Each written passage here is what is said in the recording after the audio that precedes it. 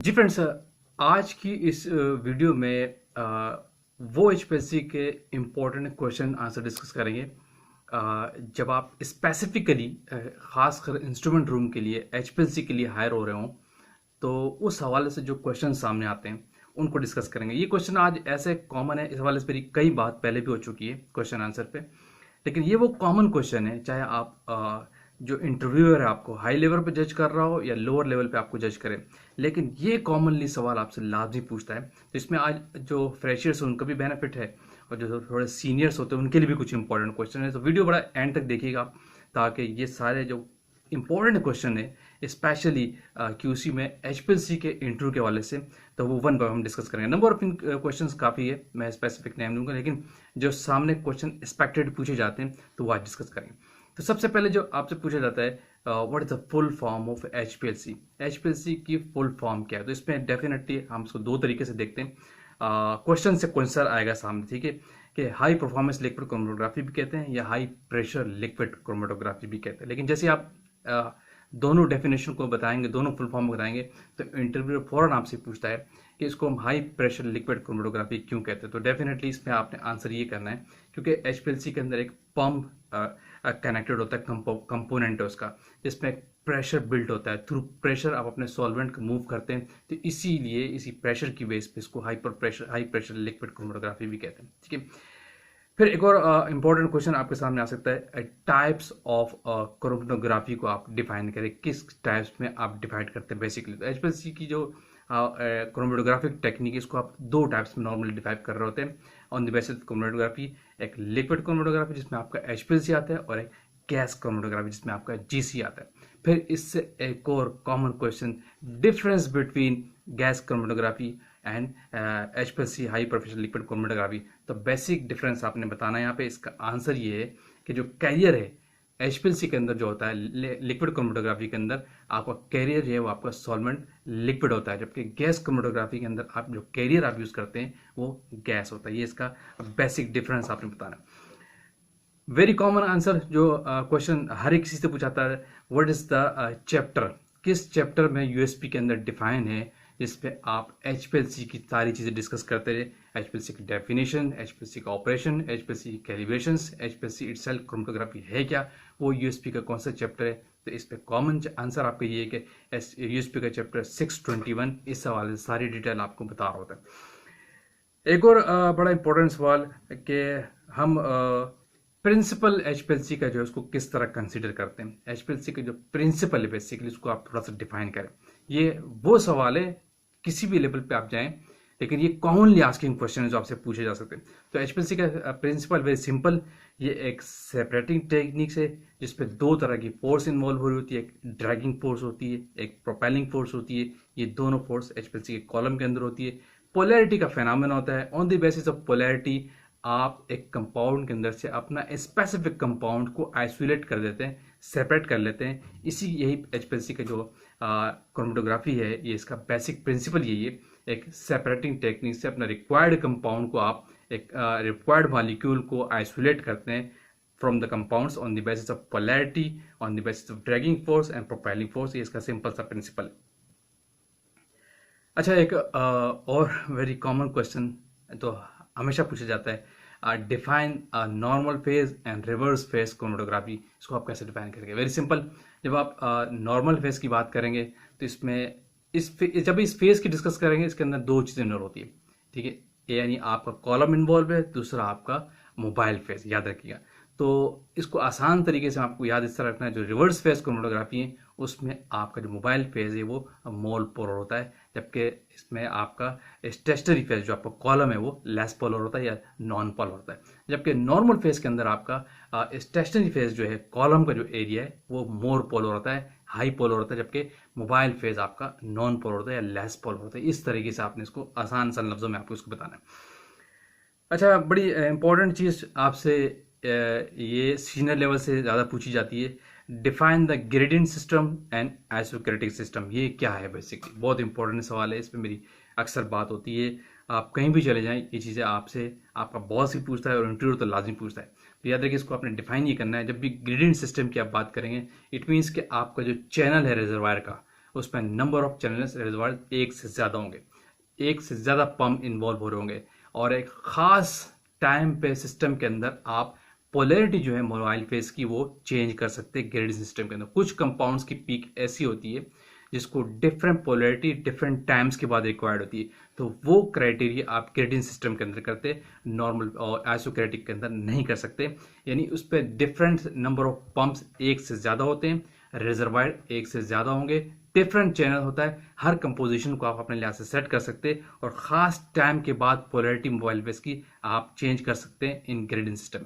जबकि other ends जब आइसोक्रेटिक system की बात करेंगे तो एक चैनल यूज़ हो रहा होगा, और जो मोबाइल फेस की कंपोजिशन है स्टार्ट टू एंड सेम रहेगी, उसमें आप चेंज नहीं कर पाते, चेंज नहीं करते। तो नॉर्मली इंडस्ट्री के अंदर जो मोस्टली लोग काम कर रहे होते हैं आइसोक्रेटिक पे काम कर रहे होते हैं, चाहे सिस्टम आपको ग्रेडिंग क्यों ना हो, लेकिन लोग वन चैनल को यूज़ कर रहे होते हैं एक टाइम मोबाइल फेस का, क्योंकि ज़्यादातर आपके मेथड आइसोक्रेटिक सिस्टम पे होते हैं। तो इस तरीके से आपने ग्रेडियंट और आइसोक्रेटिक सिस्टम को डिफाइन करना, डिफरेंस बताना, ये वेरी इंपॉर्टेंट क्वेश्चन, ये हर लेवल से आपसे पूछा जाएगा। एक और चीज, what are the component of HPLC, common question है, आपसे पूछ सकता है। तो एचपीएलसी के जब भी आपने कंपोनेंट डिफाइन करने, 4 से 5 कंपोनेंट है नॉर्मली। इसके अंदर एक होता है आपका रिजर्वायर का एरिया, और दूसरा आपके पास पंप होता है, इंजेक्टर का एरिया होता है, कॉलम कंपार्टमेंट होता है, और दूसरा आपका डाटा एनालिसिस होती है जहाँ पे आपका चीजें एनालाइज होती है। 4 से 5 कंपोनेंट होते हैं एचपीएलसी के अंदर जिस पे एचपीएलसी कंसिस्ट करता है। What is RT, retention time क्या है बेसिकली, ये बहुत आसान और पूछा जाने वाला सवाल है ज़्यादातर। जब भी आपने आरटी डिफाइन करनी है, रिटेंशन टाइम बेसिकली क्या होता है कि जो आप कंपाउंड इंजेक्ट करते हैं एचपीएलसी सिस्टम में क्रोमेटोग्राफी टेक्निक के अंदर, तो वो एक खास टाइम के लिए जब कॉलम के एरिया में एंटर होता है, इनलेट से लेकर आउटलेट तक, जितनी देर उस कॉलम के अंदर रहता है आइसोलेट होने में, और उस खास टाइम पे जो पीक का रिस्पॉन्स आता है जिस टाइम पे, तो वो उस कंपाउंड का रिटेंशन टाइम कहलाता है। ठीक है, इसी को हम आरटी कहते हैं। इससे रिलेटेड जब भी आप ये बात करेंगे तो क्वेश्चन वेरी इंपॉर्टेंट है, जो लोग इस अक्सर आंसर नहीं दे पाते और मिक्सअप कर देते हैं, कोई आपसे लाजमी पूछा जाएगा कि what is the difference between retention time and stop time.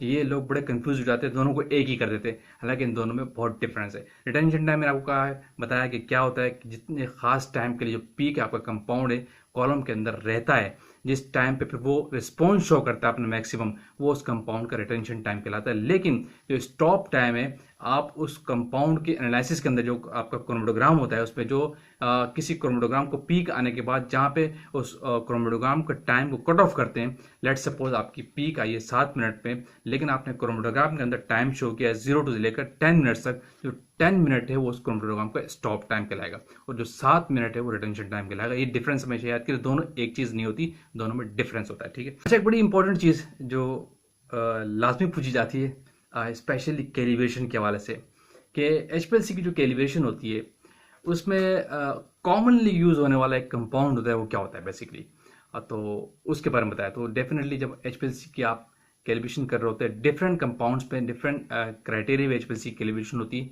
इस हवाले से अगर आप वीडियो देखना चाह रहे हैं तो एचपीएलसी मेरे चैनल पे पूरी डिटेल में वीडियो अवेलेबल है कि एचपीएलसी में कैलिब्रेशन में कौन कौन से स्टेप्स होते हैं, किस तरह करते हैं। तो उसमें जो कॉमनली कंपाउंड यूज होता है वो कैफीन होता है।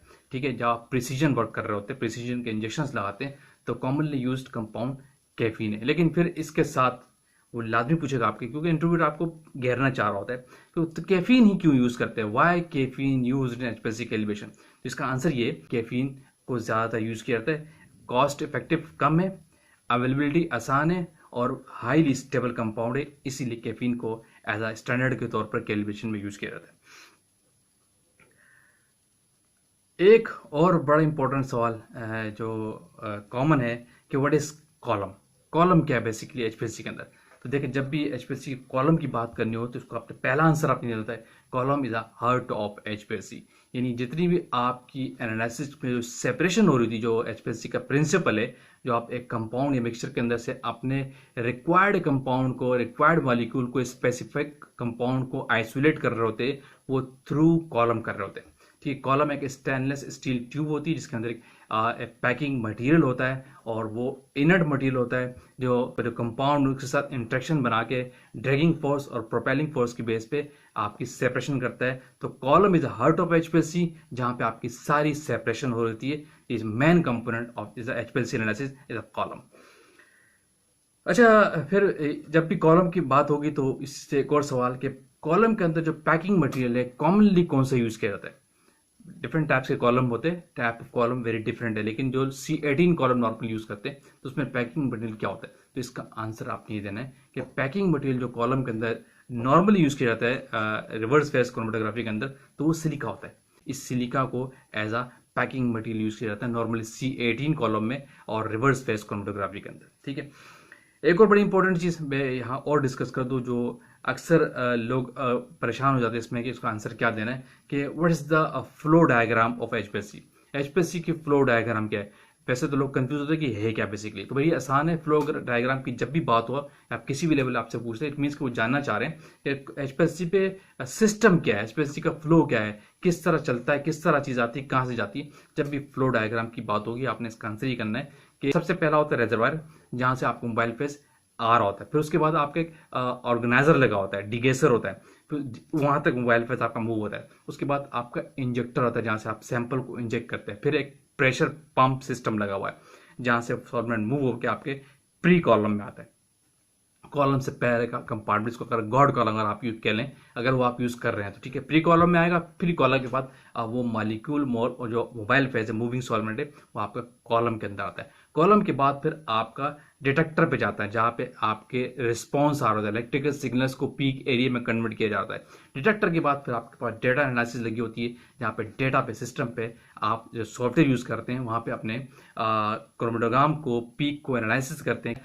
तो फ्रेंड्स ये वो इंपॉर्टेंट और कॉमनली आज की क्वेश्चन थे आज जो मैंने डिस्कस किए। यहाँ पे वीडियो को एंड कर, होपफुल वीडियो आपने लाइक की होगी। तो अगेन कहूँगा जो लोग चैनल पे न्यू है वो लाजमी सब्सक्राइब कीजिए, शेयर कीजिए, कमेंट्स कीजिए। कोई भी क्यूरीज आप अपन पूछ सकते हैं ताकि इस तरह की टेक्निकल वीडियोज आप तक पहुंचती रहे।